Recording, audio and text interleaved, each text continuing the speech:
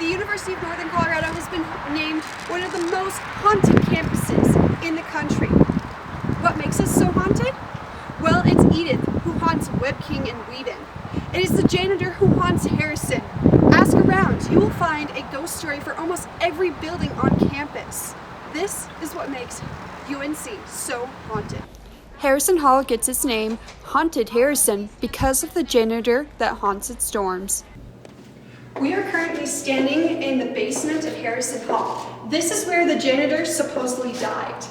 There used to be a trash chute down here, and when someone threw a brick down the trash chute, it killed the janitor.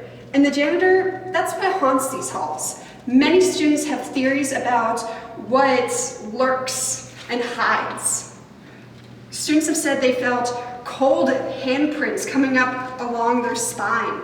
Even students have brought Ouija boards down here and asked, "Are you the janitor? Are you here?" And the reply they got was yes. Working the desk, and I got a phone call from somebody that was stuck in the elevator. And so, of course, I go to check it out, and the elevator was in the basement, but when the elevator was open, nobody was in the basement. So I thought maybe the girls got out, because it sounded like multiple people. We had the technician come out, they checked it, but once the elevator was down in the basement, I pressed 1 so that it would go up to the first floor, and it never came. But while I was waiting for it on the first floor, I literally heard hello, somebody screaming from the elevator, from inside. Edith is one of our most well-known ghosts on campus. She haunts 2 dorms, Webb King and Whedon.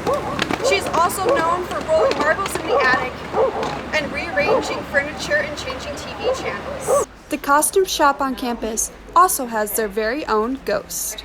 This is the basement of Fraser Hall.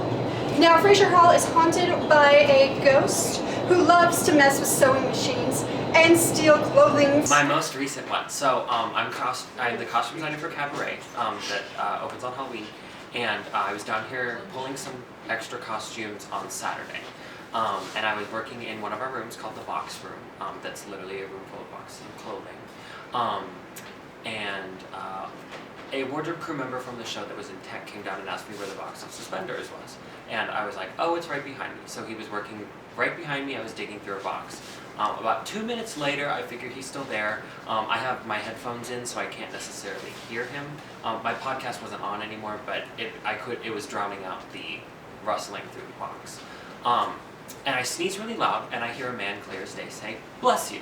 And to the point where I literally have to say, "Oh, thank you," and turn around and think it's Jose, the man who was behind me. And I turn around and he's not there. And this room is big enough to where I thought maybe he had exited the room at that point. So I peeked my head out. He's nowhere to be found.